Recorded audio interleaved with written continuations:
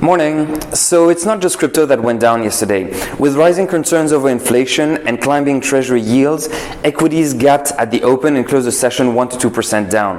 The 10-year yield is now up at 1.36%. The dollar continues to drop, and then gold is benefiting from the environment and continues to bounce now at 1,800.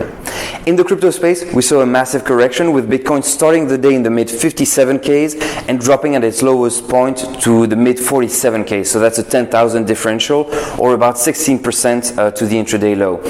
Interestingly enough, prices have moved back up since then.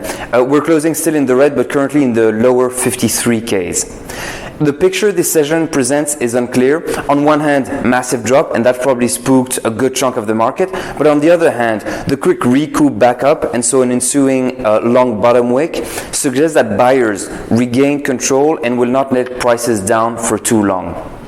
In previous briefings, we hinted at lower institutional exchange premium along with some large inflows, so typically associated with stronger selling pressure or at least less buying pressure. Will the trend continue? That remains to be seen. For now, institutions seem to be back in full buying mode. My personal strategy remains, the same that it has been. Pullbacks are for buying. And so I've had orders in the lower 40Ks and upper 30Ks, and I'm patiently waiting to see if they can get hit and if I can load up on some more Bitcoin. If not, I'll happily ride the trend back up. What about alts?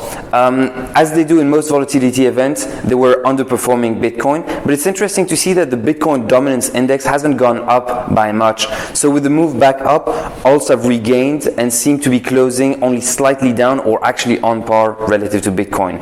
In US dollar term though, Ethereum, Litecoin, Chainlink, Bitcoin Cash, Tezos, they're all closing down 10%, with the exception maybe of DOT and ADA, which are holding up relatively well.